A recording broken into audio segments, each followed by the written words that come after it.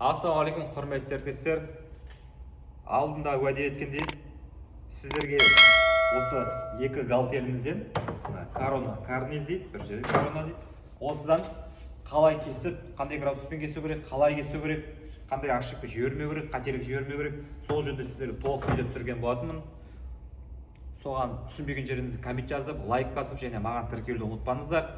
Енді мына карниз кесіп бәрін жасадым ғой. Енді мұнда қалай клейлейміз, сол жөнінде сіздерге қысқадан нұсқа көрсетіп беретін боламын. Мынада алыпса өздеріңіз көріп тұрғандай, қазір мына A172 галтелін мына көріп тұрсам, осыны клейлейміз қазір. Қалай клей жағамыз, соны көрсетемін. Алыпса клейді алып ал.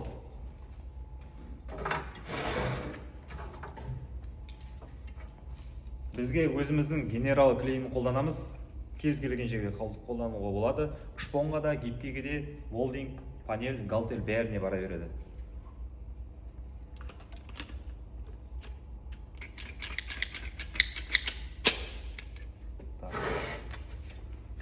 Бұлай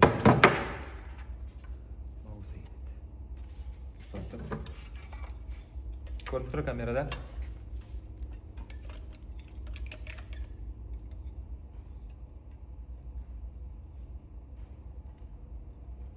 Көріп тұр ғой?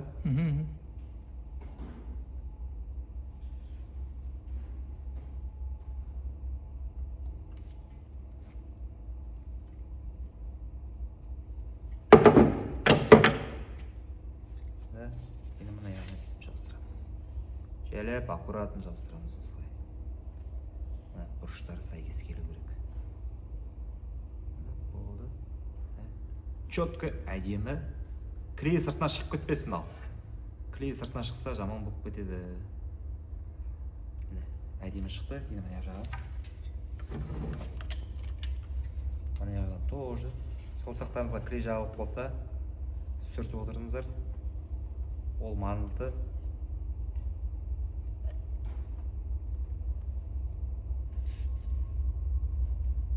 Осылай жабыстырамыз.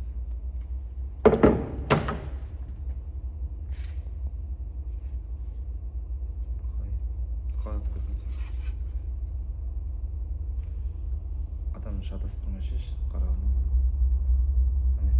Мыняда осылай келеді. Ең бастысы бұрыштар сәйкес келу керек. Ар жағын өздерін түзе аласыздар. Четко, әдемі бұрыштар сәйкес келіп тұр.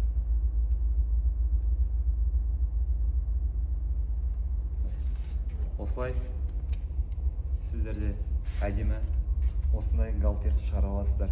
Корона шығара аласыздар галтельден. A172 бұл. Қазір екінші видеоға A503-ті қалай клейлейміз, соны көрсететін боламын.